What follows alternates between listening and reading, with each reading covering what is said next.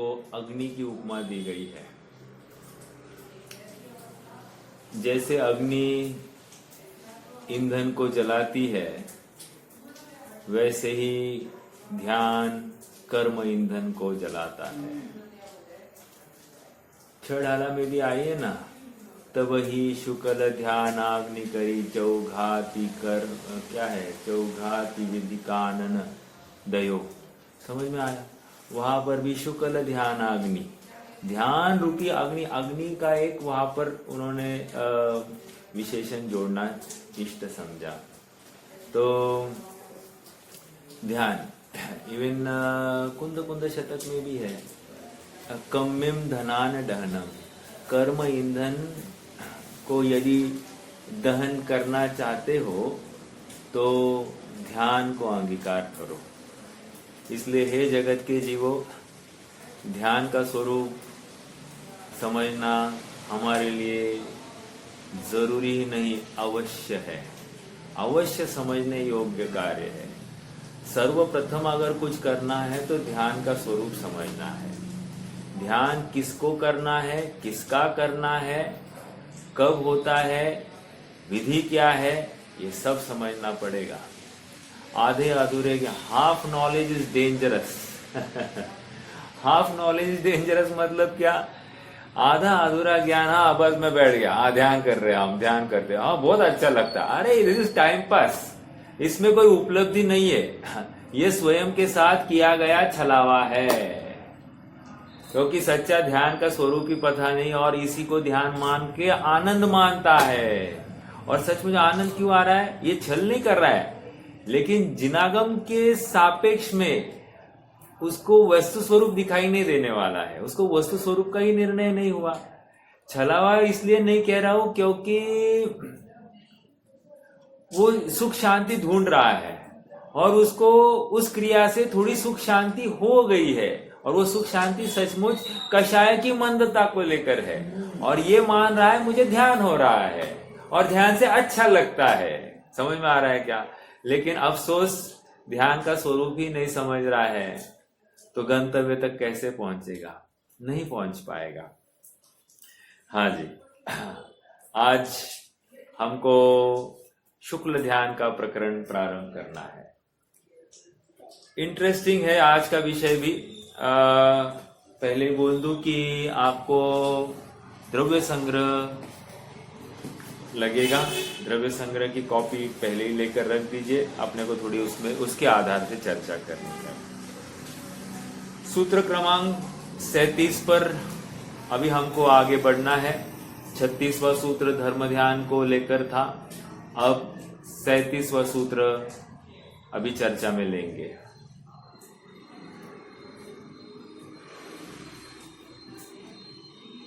शुक्ले च आद्य पूर्वविदः, शुक्ले चाद्य पूर्वविदः, ऐसे ही पढ़ेंगे।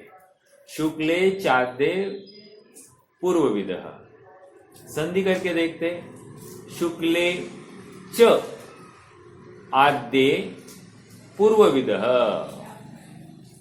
क्या है अर्थ? देखते हैं अभी।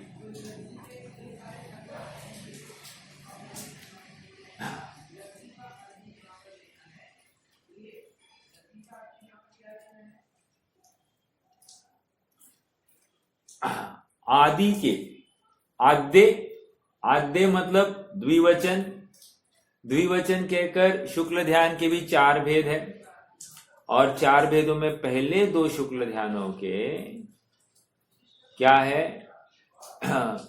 वे पूर्वविद वालों के ही होते हैं। नाउ व्हाट इज पूर्वविद, ये अपन देखते हैं।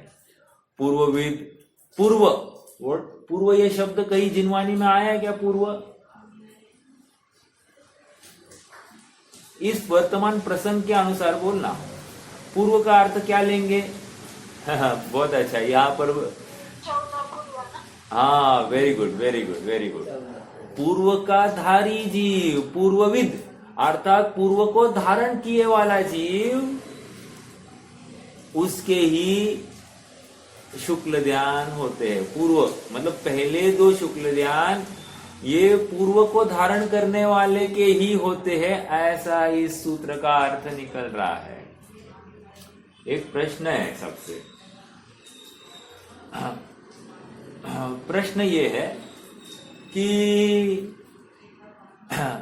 यदि पूर्व का धारी नहीं हो तो शुक्ल ध्यान संभव है या नहीं है? प्रश्न, क्योंकि सूत्र के अनुसार क्या है, पूर्व का धारी जरूरी है तभी शुक्ल ध्यान हो सकता है। ये पकड़ में आ रहा है क्या? ये बहुत बड़ी गुत्थी है और बड़े बड़े इसमें फंसे हैं। इसी सूत्र का आधार चलता है। शुक्ल ध्यान क्यों नहीं हो रहा है? क्योंकि पूर्व का पाठ ही नहीं मिल रहा है ना, और पूर्व का पाठ ही होना जरूरी है, यही यहां से बात निकलती है। हाँ, तो इसका अर्थ कैसे लगाएंगे, एक बात। दूसरा प्रश्न मैं ये कर रहा था, मान लो कोई श्रेणी आरोहण कर रहा है, ठीक है, उपशम श्रेणी कर रहा है, द्वितीयोपशम करके उपशम श्रेणी आरोहण कर रहा है। ऐसा जीव क्या होने वाला है? गिरने वाला है कि नहीं गिरने वाला है? गिरने वाला है। द्वितीय उपशम करने वाला उपशम है ना, 11वें गुणस्थान तक जाएगा। हाँ, तो 11वें से तो पक्का गिरना है उसको। पहले मरण हो गया तो वो तो वैसे ही खिसक गया, लेकिन चलो नहीं गया तो 11वें तक पहुंचा, 11वें में मरण नहीं हुआ, काल क्षय हुआ, नीचे आया, 10वें में आया, 9वें में आया, 8वें में आया, 7वें में आया, 6वें में आया। मेरा प्रश्न है, 7वें में आया, 6वें में आया, उस समय में उसको पूर्व का ज्ञान है या नहीं है? चलो 6वें में नहीं आया और नीचे आया, 4थे में आया तो, दूसरे में आया तो, और पहले में आया तो, फिर उसको पूर्व का धारी कहेंगे कि नहीं कहेंगे? समझ में आ रहा है क्या?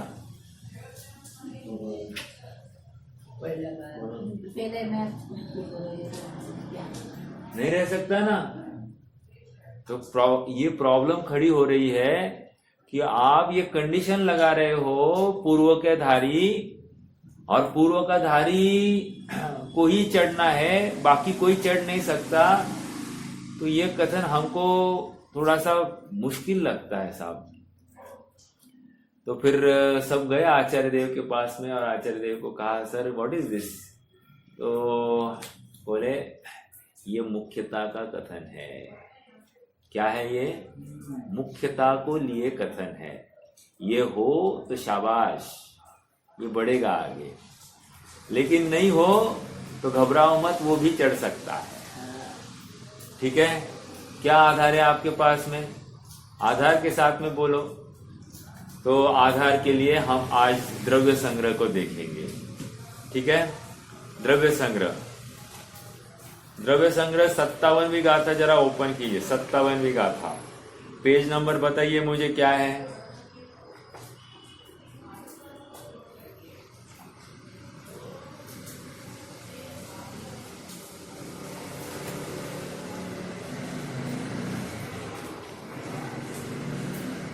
सत्तावनवीं गाथा, पेज नंबर 257, 257। मेरी कॉपी में 257 है, आपके इसमें जरा चेक करके आगे बढ़ेंगे। ठीक है? गाथा एक बार पढ़ लेता हूं। ये हमने पढ़ी थी। ठीक है?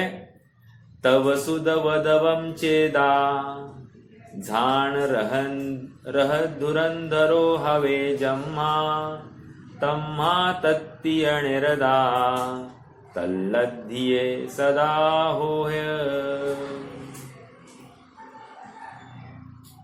कह रहे क्योंकि तब श्रुत और व्रत का धारक आत्मा ध्यान रूपी रथ की धुरा धारण करने वाला होता है, इसलिए हे भव्य पुरुषों, तुम उस ध्यान की प्राप्ति के लिए निरंतर तप श्रुत और व्रत में तत्पर हो। यहां तक तो हमको समझ में आया, उस दिन भी चर्चा की थी। अब मूल बात तो हमको इस प्रकरण को लेकर है। तो इस प्रकरण के लिए आप पेज नंबर 262 है मेरे ख्याल से।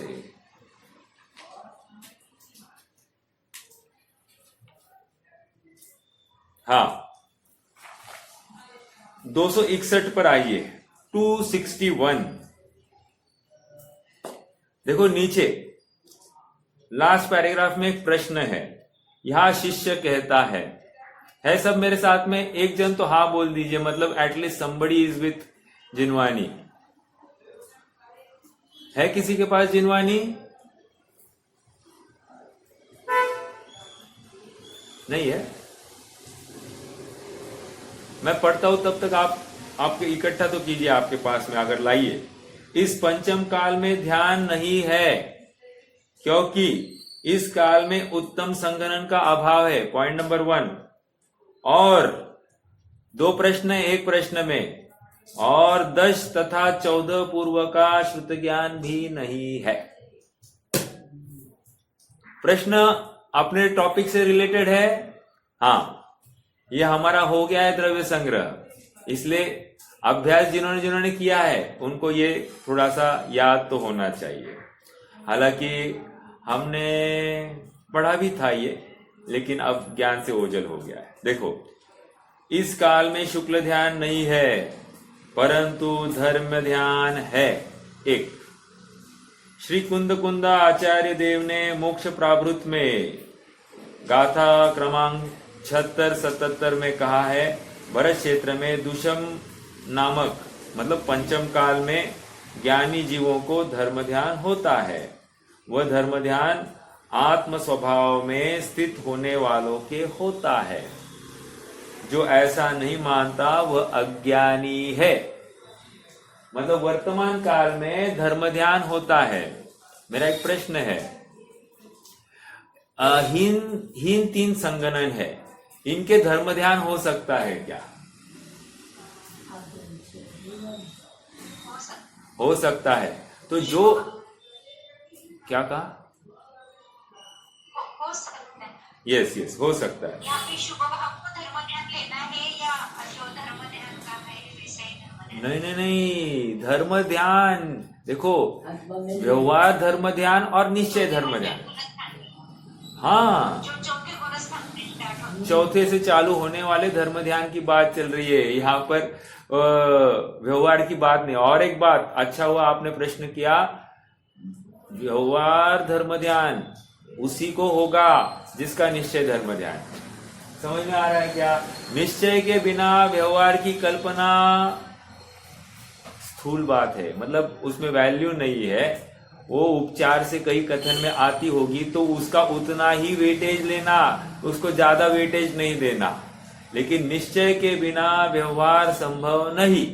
ओके, समय सार की 9वीं 10वीं गाथा, वहां पर भी यही है ना, जो निश्चय श्रुत केवली है वे वे आत्मा को ध्याते हैं, और जो व्यवहार श्रुत केवली है वे द्वादशांग के पाठी है। टीका में ये कहा है, जो निश्चय श्रुत केवली वही उसी समय में व्यवहार श्रुत केवली है, और जो जिस समय में व्यवहार श्रुत केवली है उसी समय में निश्चय श्रुत केवली है। समझ में आ रहा है क्या? भेद नहीं है, अंतर नहीं है दोनों में। निश्चय पना भी वर्त रहा है। मेरा प्रश्न है, निश्चय क्या है वहां पर? निश्चय श्रुत केवली पना जिस समय में एक मिनट मैं पूरा कंप्लीट करूं, वो तो है मुझे मालूम है, लेकिन यहाँ पर प्रश्न को थोड़ा सा पकड़िया। जो निश्चय श्रुत केवली है उसी समय में व्यवहार श्रुत केवली, और जिस समय में व्यवहार श्रुत केवली उसी समय में निश्चय श्रुत केवली। अब घटाइए, द्वादशांग का पाठी है तो उस समय अभी द्वादशांग का पाठी है, उस समय में आत्मा का ध्यान है, ऐसा आप कहना है। मेरे स्टेटमेंट को आप रेक्टिफाई करना अगर गलत होगा तो। और जिस समय में आत्मा का ध्यान है उसी समय में द्वादशांग का पाठी है।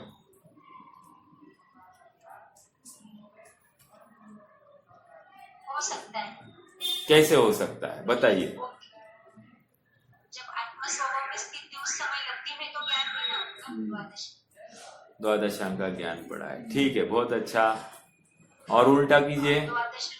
हाँ, द्वादशांग का ज्ञान है। हाँ, तो द्रव्यलिंगी नहीं है तो महालिंगी की बात कर रहे हैं, तो नीचे से हो सकता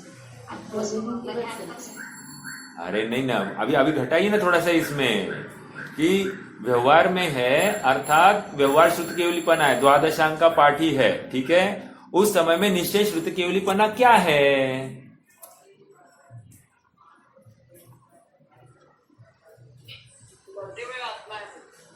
वेरी गुड, लब्धि में आत्मा है। एक बोलिए, और एक बोलिए। श्रद्धा है, बहुत अच्छा, और बोलिए।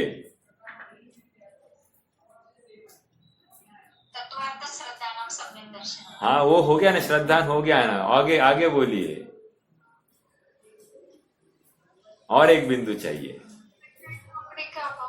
वेरी गुड, शुद्ध परिणति।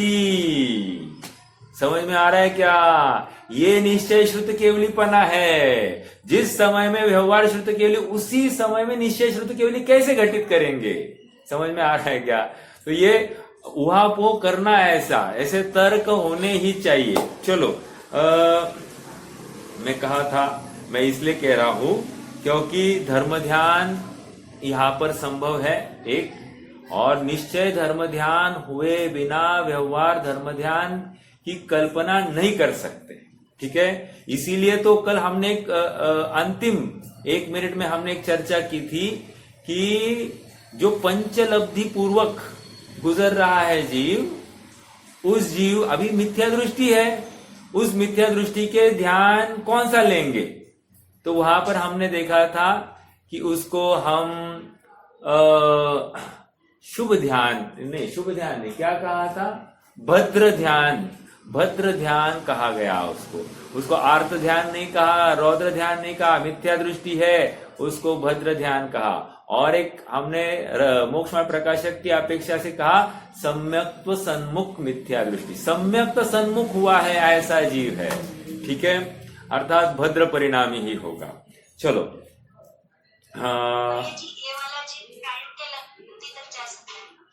कौन सा?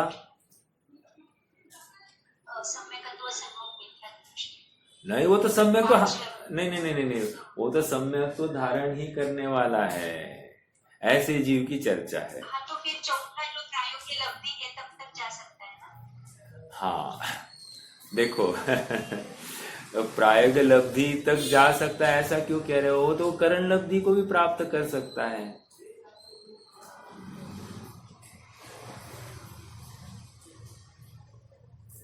क्या प्रॉब्लम क्या है? मैं मतलब कोई स्थूल कथन हुआ था ना कि मिथ्या दृष्टि प्रायोगिक लब्धि तक जा सकती है। हाँ, वो कथन अलग है, उसकी अपेक्षा अलग है।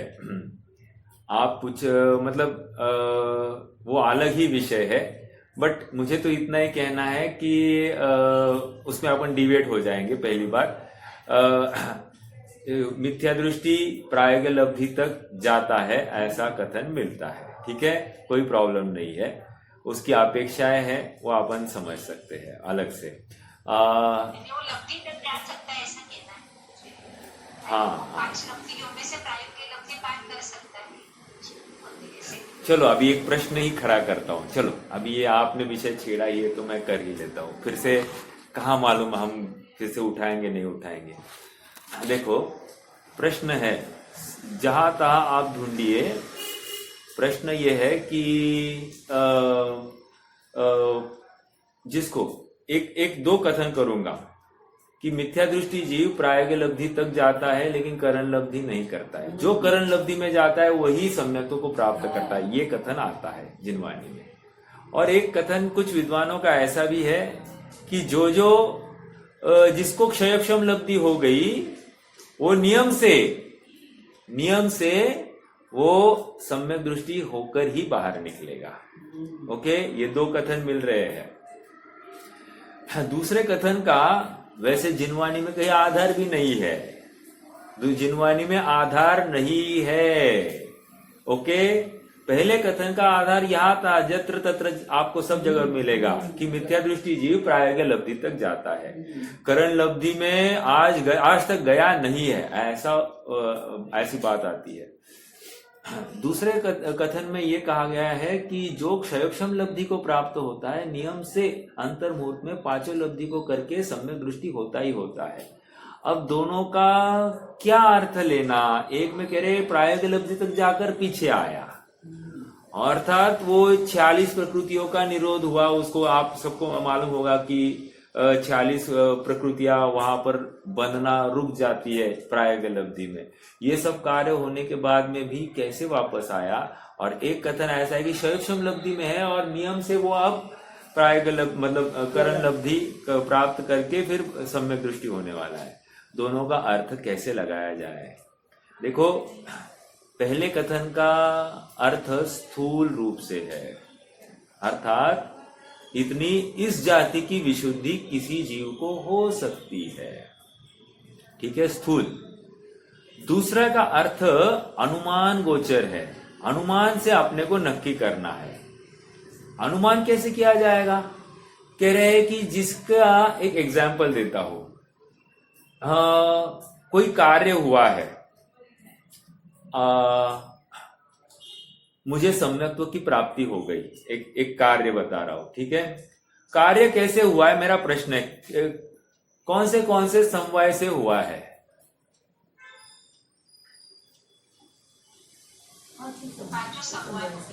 पांचों समवाय से हुआ है। फिर ऐसा क्यों कहा जाता है कि पुरुषार्थ किया इसलिए सम्यक्त्व हुआ।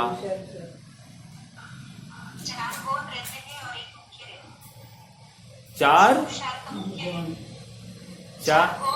हाँ, एक मुख्य ऐसा कहा जा सकता है क्या, मेरे संसार अवस्था का अर्ध पुद्गल परावर्तन काल बाकी है इसलिए सम्यक तो हुआ।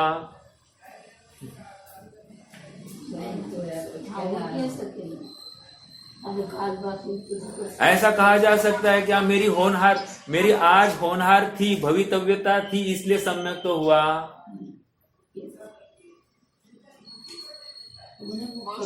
बोल सकते हैं। प्रश्न फिर अभी आप समझ में आ रहा है क्या, एक हो तो पांचों है। अब इसी न्याय से एक क्षयोक्षम लब्धि हो गई तो पांचों होगी ही होगी। समझ में आ रहा है क्या, यह अनुमान से हमने नक्की किया है। आज तक अपन ने ऐसा इसका मैंने उत्तर कभी दिया नहीं था, ना प्रश्न खड़ा किया था। आज चूंकि भाभी ने प्रश्न किया तो मैंने कहा इस विषय को रखे, क्योंकि आपको ऐसा क्लैशिंग ऑफ वर्ड्स हो सकता है कि कहीं ऐसा कथन मिलता है कि प्रायोग लब्धि तक जाता है और वापस आता है, और कहीं इनफैक्ट मैंने ही अनेक बार यही कहा है कि क्षयोक्षम लब्धि जिसको हो गई वो करण लब्धि को प्राप्त करके सम्यक दृष्टि होता ही है अंतर मुहूर्त में, पंचलब्धि पूर्वक।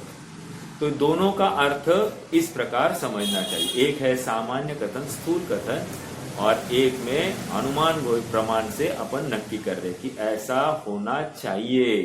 है तो ये केवल ज्ञान गोचर बात, अपन ज्यादा उसमें नहीं रख सकते, लेकिन ऐसा ही होना चाहिए। ठीक है, चलिए आगे बढ़ना है। देखो आइए यहां पर आ जाइए, प्रकरण क्या चल रहा है, प्रश्न फिर से पढ़ता हूं। अभी वो ज्ञान से ओझल हो गया होगा। इस पंचम काल में ध्यान नहीं है क्योंकि इस काल में उत्तम संगणन का अभाव है। एक उत्तम संगणन का अर्थ क्या लेना,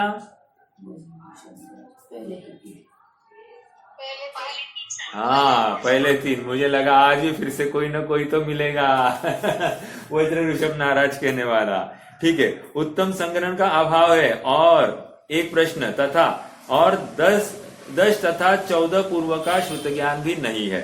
आइए नीचे, इस ये कुंद स्वामी का कथन ये है कि जो ध्यान होता नहीं ऐसा मानता है वो अज्ञानी है। आगे, वह धर्म ध्यान आत्म स्वभाव में स्थित होने वालों के होता है, ऐसा जो नहीं मानता वो अज्ञानी।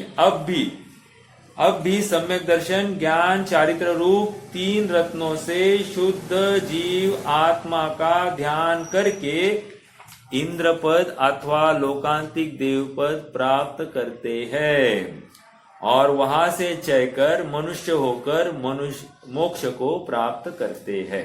ठीक है, ओके। उसी प्रकार एक आधार हो गया कुंद स्वामी का, अब दूसरा आधार तत्वानुशासन का दे रहे। उसी प्रकार तत्वानुशासन नामक ग्रंथ में गाथा नंबर 83 कहा है कि इस समय में अर्थात पंचम काल में जिनेंद्र देव शुक्ल ध्यान का निषेध करते हैं, परंतु श्रेणी आरोहण से पूर्ववर्ती ध्यान का अस्तित्व बताया। पूर्ववर्ती मतलब क्या? पूर्ववर्ती मतलब धर्म ध्यान। धर्म ध्यान, यहां पर पूर्व का अर्थ 14 पूर्व नहीं लेना, ठीक है। शुक्ल ध्यान के पूर्व का कौन सा है? धर्म ध्यान।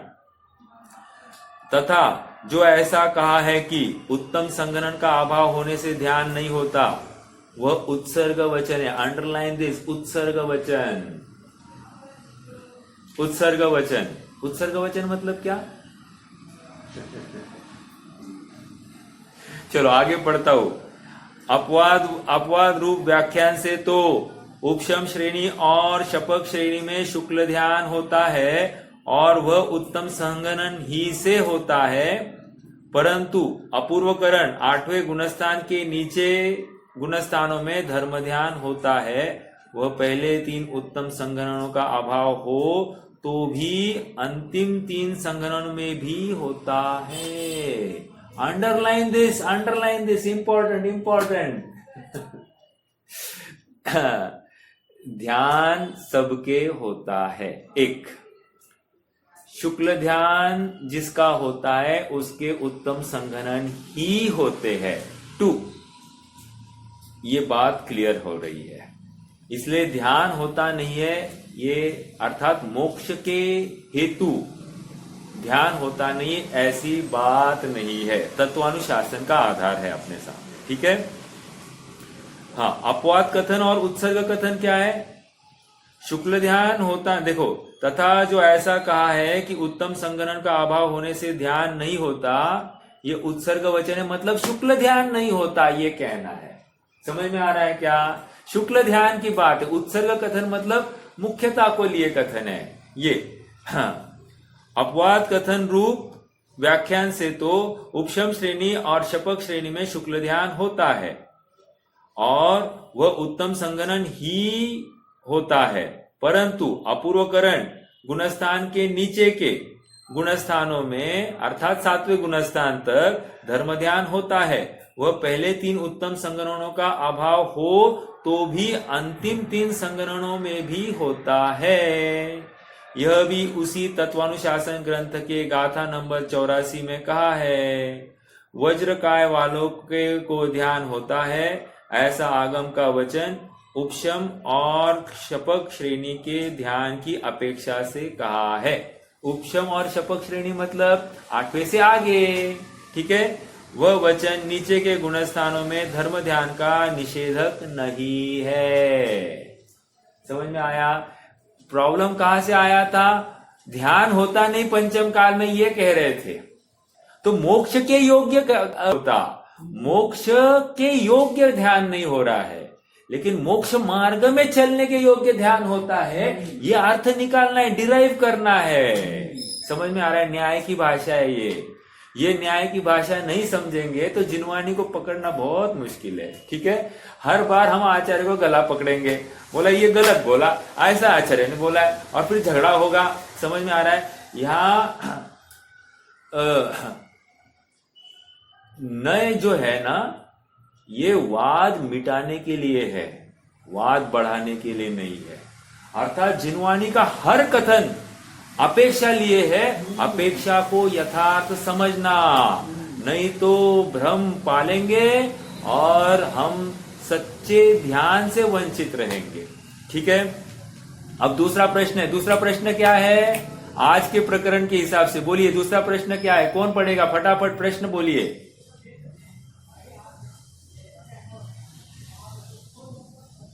प्रश्न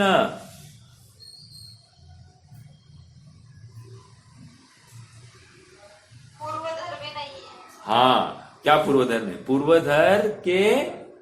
पूर्वधर के शुक्ल ध्यान होता है, ये कह रहे हैं। तो अब उसका समाधान, पूर्व का पाठी होना चाहिए या नहीं होना चाहिए, ये प्रश्न है शुक्ल ध्यान करने के लिए। और इसका आधार क्या है? तत्वार सूत्र 9वें अध्याय का 37वां सूत्र, आज शुक्ले चाध्ये पूर्वविद। ठीक है, आइए अब इसका समाधान। इंपॉर्टेंट बात, जो इस प्रकार कहा है कि 10 तथा 14 पूर्व के श्रुत ज्ञान से ध्यान होता है, वह भी उत्सर्ग वचन है।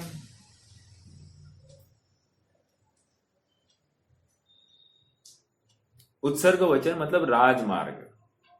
ठीक है, राजमार्ग। देखो, ये उत्सर्ग वचन और अपवाद वचन ऐसे शब्द आप द्रव्य संग्रह को खोलोगे ना, 5वीं गाथा की टीका में, वहां पर भी उत्सर्ग कथन और अपवाद कथन ये कथन आया है।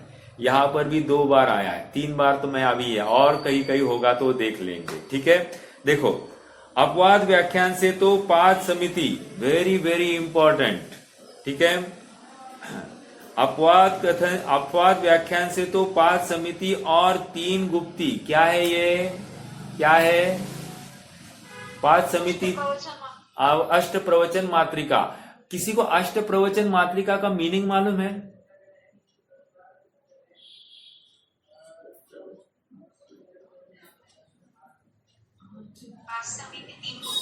अरे वो तो है शब्द का अर्थ पूछ रहा हूं मैं। वो अर्थ मात्रिका मतलब क्या? माता, वेरी गुड। मात्रिका, प्रवचन मात्रिका मतलब अष्ट मतलब 8 जो भाव है, ऐसे भाव है जो माता के समान जन्म देते हैं। किसको? ध्यान को। ये ध्यान को जन्म देने वाले हैं कौन? ये 8 अष्ट प्रवचन मात्रिका, इसलिए इसको जननी रूप कहा गया है। ये 8 भाव को, कौन से 8 भाव? 5 समिति और 3 गुप्ती। याद रखना, ये 5 समिति और 3 गुप्ती शब्द पर ज्ञान की बात नहीं है, ये द्रव्य श्रुत की बात नहीं है, भाव श्रुत की बात है। भाव श्रुत मतलब क्या? मात्र भाव भासना है उनको, इसको 5 समिति और 3 गुप्ती कहते, ये नहीं, भाव भासना है, भाव भासना। ऐसा होता होगा क्या? होता होगा क्या? कहा ही है ना, उदाहरण देंगे अभी आगे, उदाहरण देंगे शिवभूति का। भाव भासना है, कुछ भी एक शब्द का ज्ञान नहीं है, ऐसा जीव कोई बात कर रहे हैं। ठीक है, इंपॉर्टेंट बात देखो, अपवाद व्याख्यान से 5 समिति और 3 गुप्ती के प्रतिपादक। आपका प्रश्न ऐसा हो सकता है क्या? अरे भाव भासना पे इतना काम होता है और हमको इतना भासना है तो भी कुछ काम नहीं हो रहा है। अरे हमको जो समझ है ना, ये शुष्क ज्ञान है, ये इसमें सच्ची धगज नहीं है, इसमें सच्चा समर्पण नहीं है। जहां पर सच्चा समर्पण है वहां पर बिना किसी ज्ञान के कार्य हो रहा है, और जहां पर इतनी समझ है तो भी कार्य नहीं हो रहा है, समझना समर्पण नहीं है।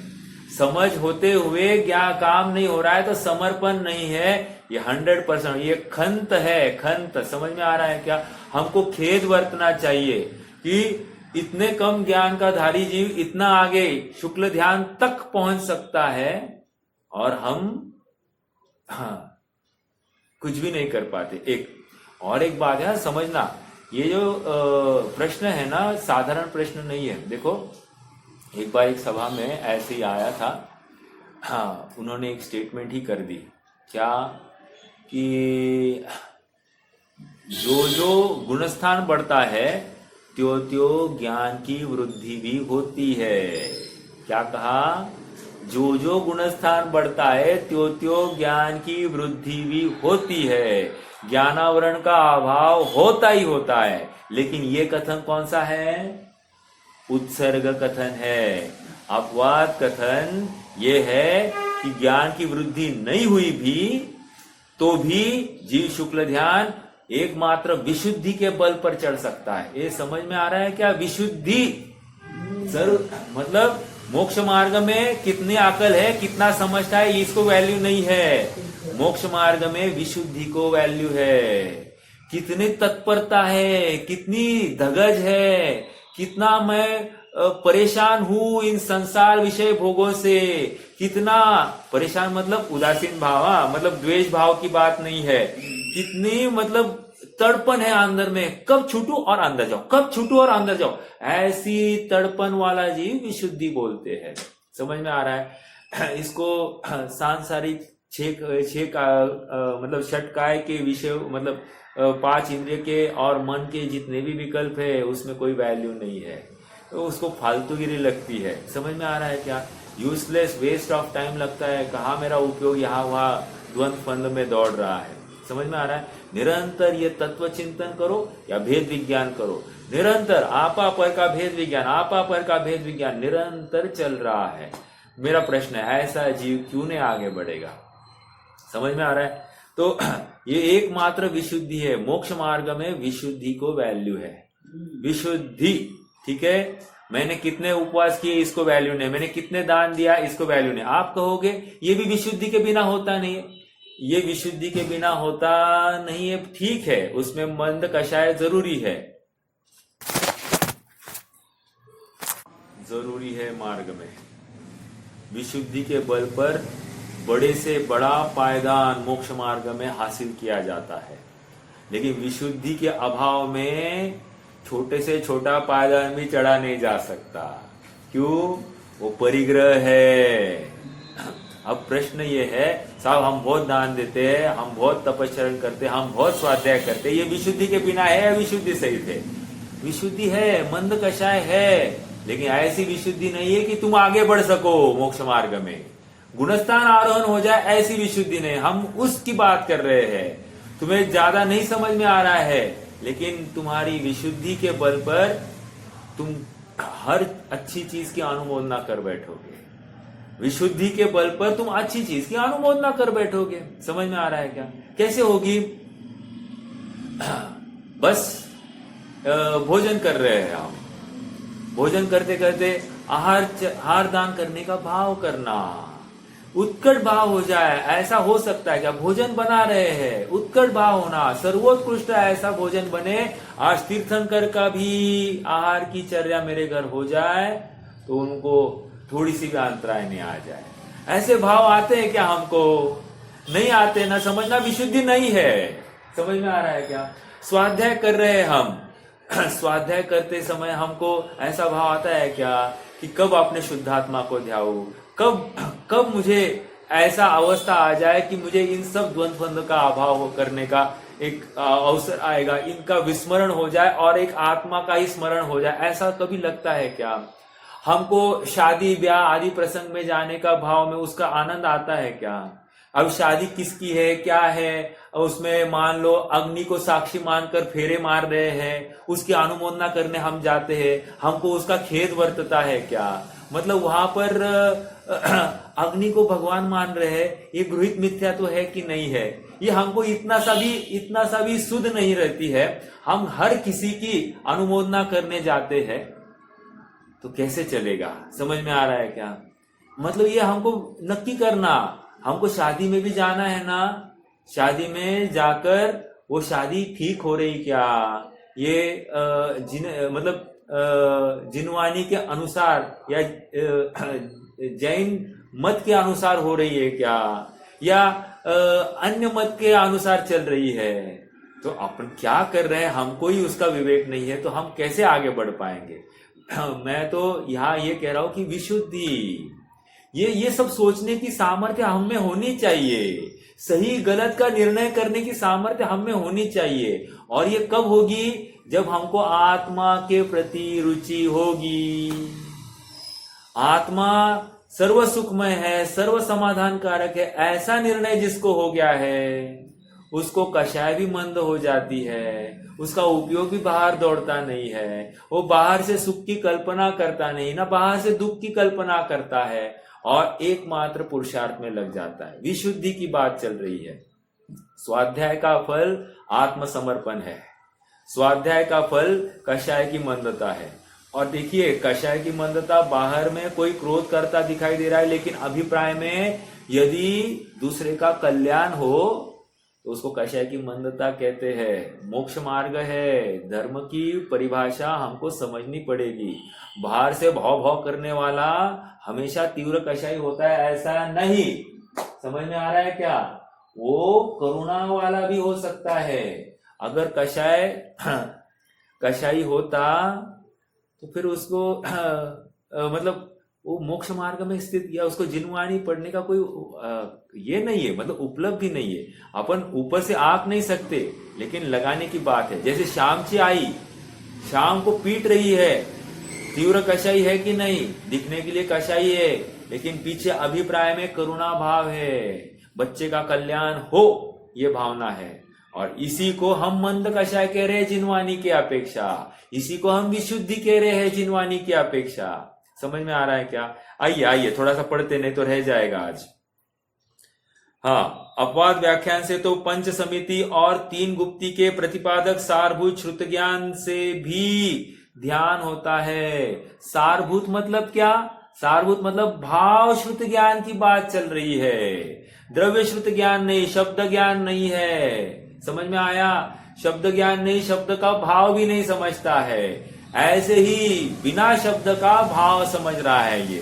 पांच समिति और तीन गुप्ती। आप प्रश्न करोगे जिसको ज्ञान नहीं है वो समिति कैसे पालेगा?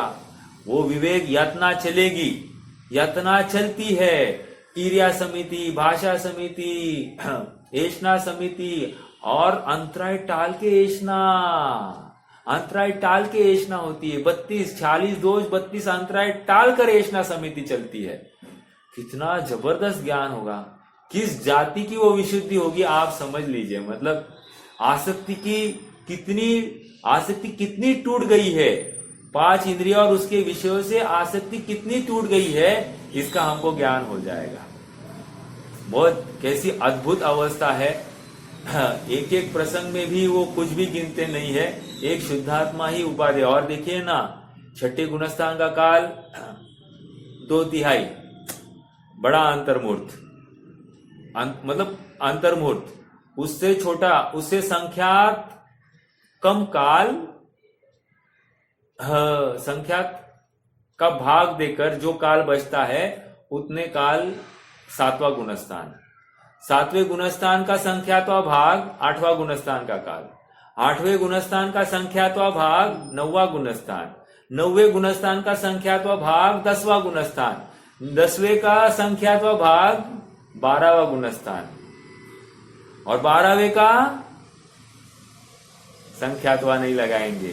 क्यों? 13वें गुणस्थान का तो काल पूर्व तक हो सकता है, 1 कोटि पूर्व। समझ में आया? मेरा प्रश्न है सबसे, मैंने तो तर्क दे दिया है।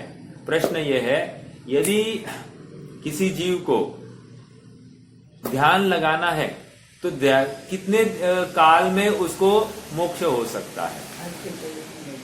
गलत। अभी मैं क्या बोल रहा था? एक समय मेरा फिर से प्रश्न, हाँ तो कौन सा अंतर्मूर्त चाहिए आपको? हाँ कितना? भिन्न अंतर्मूर्त मतलब 48 मिनट्स -1 समय, ऐसा कहना है क्या?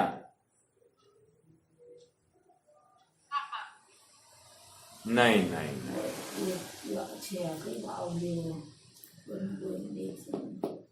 बहन जी आप क्या कह रहे थे?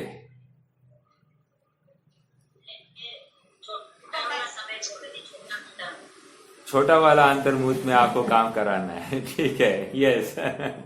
तो देखिए मैं अभी बता रहा था ना, 6वें गुणस्थान का काल अंतर्मूर्त, क्या कहा?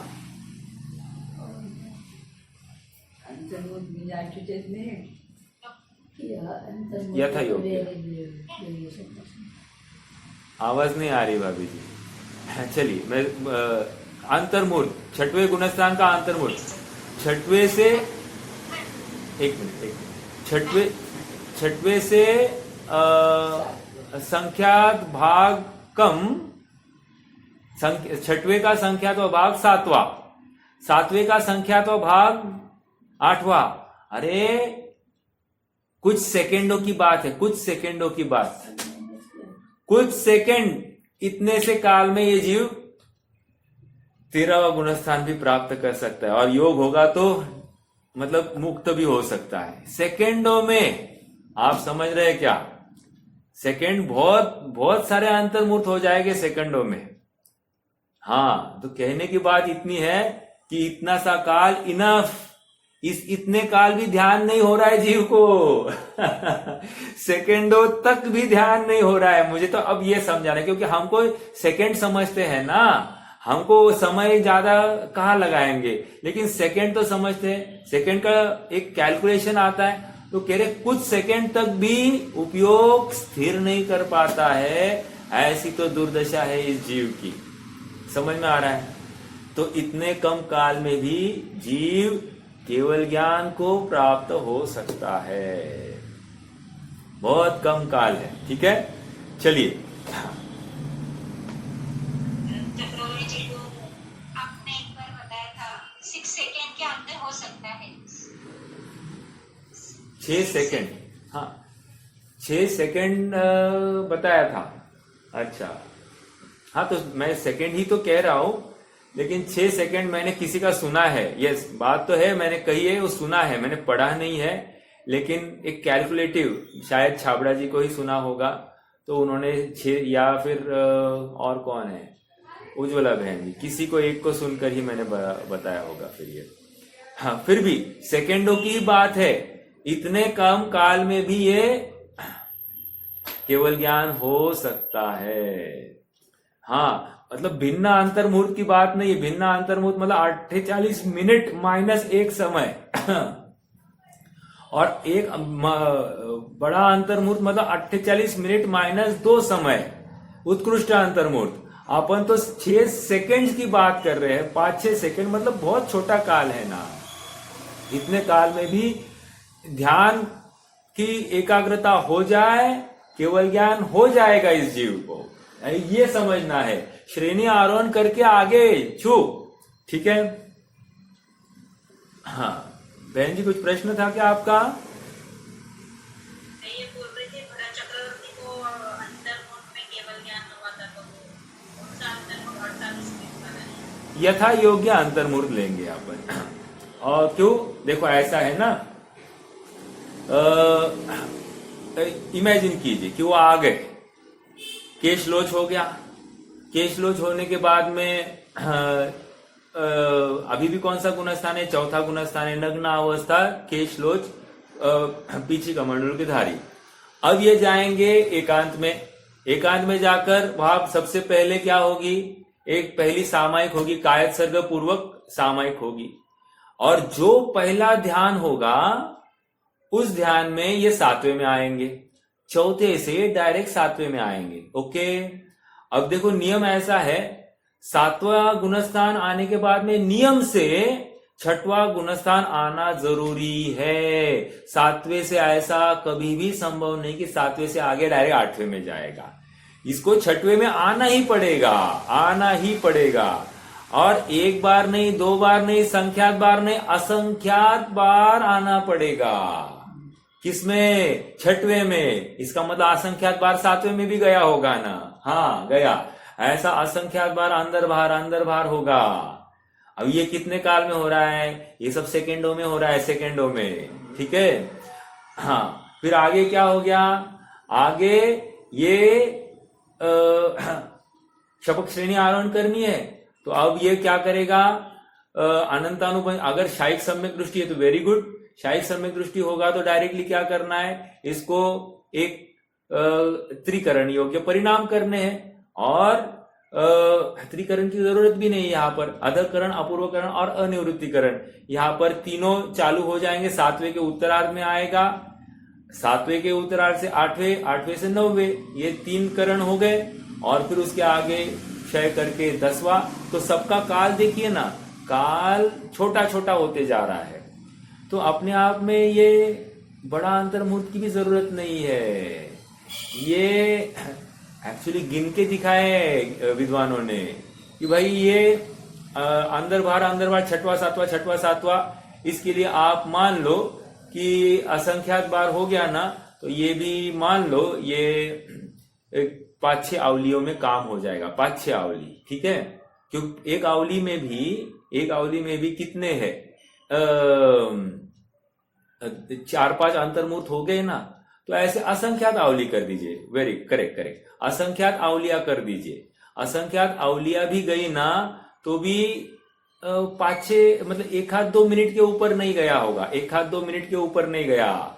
मतलब असंख्यात आवलिया 1-2 मिनट में हो जाती है, तो ये 2 मिनट गए। एग्जाम्पल स्थूल कथन है, एग्जैक्ट ऐसा आधार आपको कहीं नहीं मिलेगा। अपन तो एक ये कह रहे 1-2 मिनट गए, और उसके बाद में अब श्रेणी आरोहण करना है, वो तो 5-6 सेकंड की बात है, उसके ज्यादा काम नहीं है। मतलब वो बहुत कम काल में ये श्रेणी आरोहण करके केवल ज्ञान प्राप्त कर लेगा, हो सकता है ऐसा, ठीक है। ये सब जितने भी आंकड़े बताए हैं मैंने एक ढोबल मतलब स्थूल रूप से बताया है। ज्यादा देर मतलब 48 मिनट्स तो पक्का नहीं लगता है, ये 4-5 मिनट के अंदर का खेल है।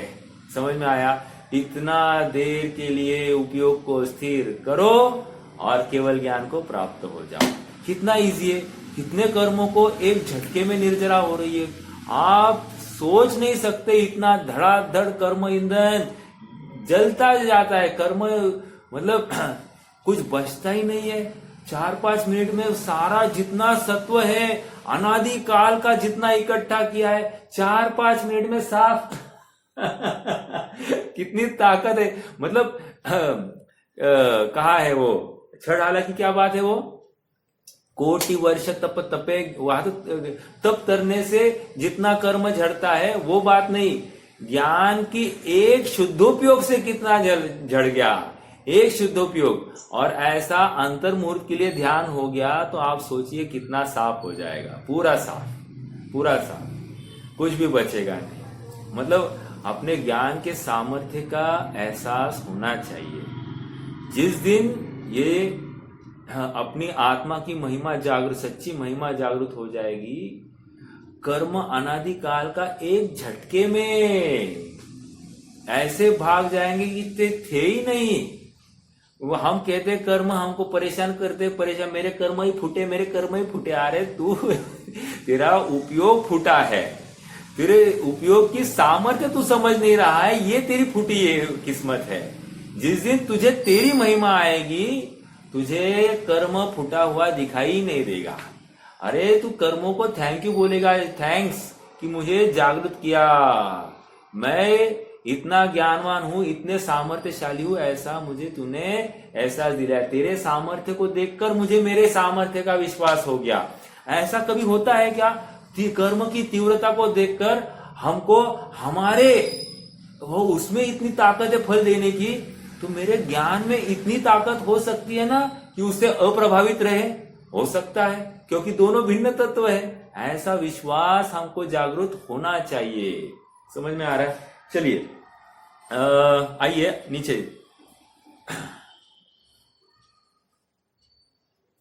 यदि ऐसा अपवाद व्याख्यान न हो, तर्क दे रहे हैं, यदि ऐसा मिल रहा है नीचे से तीसरी लाइन, यदि ऐसा अपवाद व्याख्यान न हो तो तुष्माश का उच्चारण करते हुए श्री शिवभूति मुनि केवल ज्ञानी हो गए इत्यादि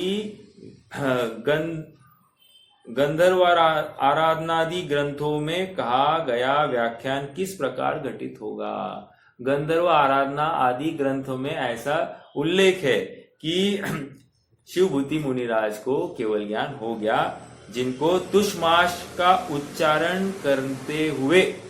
तुष्माश मतलब क्या था? तुष्माश का अर्थ क्या है वैसे कोई बताएगा? नहीं, रॉन्ग। तुष्माश का अर्थ क्या है? तुष्मा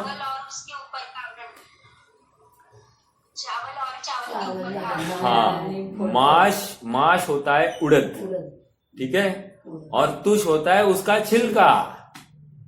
आप चावल लो कोई प्रॉब्लम नहीं, लेकिन माश का अर्थ उड़द होता है।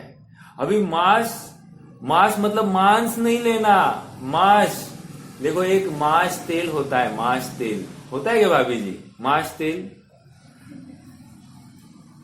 मास होता है, माश तेल होता है, वो वेरिकोज के लिए यूज होता है क्या?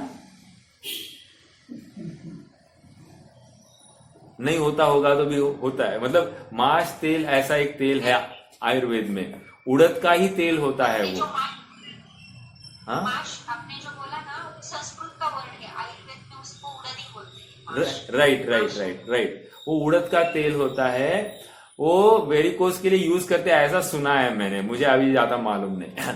चलो, ये कहना है कि माश, माश मतलब उड़द, तो यहां पर तुष माश भिन्नम, ये याद करते करते अर्थात भाव भासना क्या हो रही है, आत्मा और ये शरीर भिन्न भिन्न, समझ में आ रहा है क्या? ऐसा निर्णय करते करते भाव भासना ये हो रही है। और इस मतलब इसको भी, ये भी देखो, मेरा प्रश्न है यहां पर कौन सा ध्यान हो रहा है, पदस्थ ध्यान हो रहा है या पिंडस्थ हो रहा है, कौन सा हो रहा है, ये समझ में आ रहा है क्या? मतलब ये भी चिंतन करते करते अगर किसी को केवल ज्ञान हो रहा है, अर्थात धर्म ध्यान पूर्वक ही तो हुआ होगा। इसका मतलब जरूरी नहीं है कि हमको कोई पद ही याद करना चाहिए। अरे ये तुषमास, ये शब्दों का अभी उच्चारण करने से अगर हो रहा है, तो ये तुषमास भी अगर उसका भाव यथार्थ ले रहा है जीव, तो वो भी पद हो गया, वो भी जिन वचन हो गया। समझ में आ रहा है क्या? ये हमको मतलब कितनी विशेष बात है, हमारे सोच क्लियर हो जानी चाहिए कि पद ही याद करना चाहिए। अभी तुषमास तो अन्य के हो गया ना, जैसे उड़द और उसका छिलका, उसको याद करके मुझे कैसे केवल ज्ञान होने वाला है या ध्यान कैसे होने वाला है, ये क्या हो गया ना। इसका मतलब ये कोई भी हो, भाव वासना यथार्थ हो जाए तो मुझे ध्यान हो सकता है।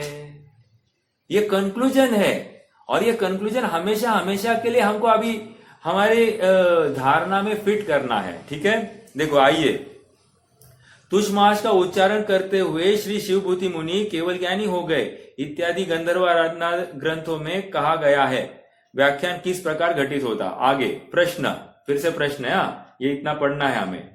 समय कितना हो गया है वैसे? श्री शिवभूति मुनि 5 समिति और 3 गुप्तियों का प्रतिपादन करने वाले द्रव्य श्रुत को जानते थे और भाव श्रुत उन्हें पूर्ण रूप से था। क्या है ये?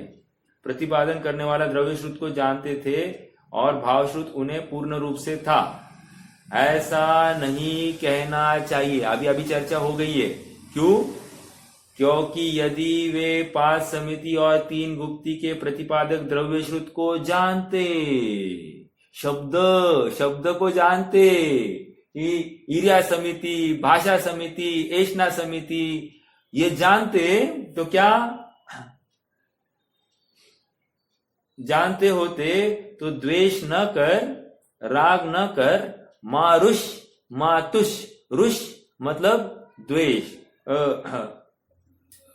हाँ बराबर, और तुष मतलब राग। तो कह रहे हैं इतना भी उनको याद नहीं रहा, एक पद को क्यों नहीं जानते? अतः ज्ञात होता है कि उनको 5 समिति और 3 गुप्ती रूप 8 प्रवचन माता प्रमाण ही भाव श्रुत ज्ञान था और द्रव्य श्रुत कुछ भी नहीं था। तो जितने जन कहते हैं ना, मुझे याद नहीं रहता, मुझे याद नहीं रहता, मेरी ताकत ही नहीं, सम्यक तो बहुत मुश्किल है, भ्रम में है। क्यों? ये यहां से हमको नक्की हो रहा है तुम्हारी धगज कम है, तुम्हारी विशुद्धि कमी है, तुम्हारी रुचि कमी है। ये रुचि की कमी के पीछे तुम्हें याद नहीं रहता, तुम कहते मेरा क्षयोक्षम अच्छा नहीं कहते हो। तुम्हारी सच्ची रुचि हो, सच्ची विशुद्धि हो तो काम होगा, है उतने में होगा। समझ में आ रहा है क्या? आगे 5 समिति 3 गुप्ती रूप 8 प्रवचन माता प्रमाण ही भाव श्रुत ज्ञान था और द्रव्य श्रुत कुछ भी नहीं था। यह व्याख्यान हमने कल्पित नहीं कहा, अंडरलाइन दिस, कल्पित नहीं है। वह चारित्र सार आदि शास्त्रों में भी कहा गया है। आधार दे रहे एक एक।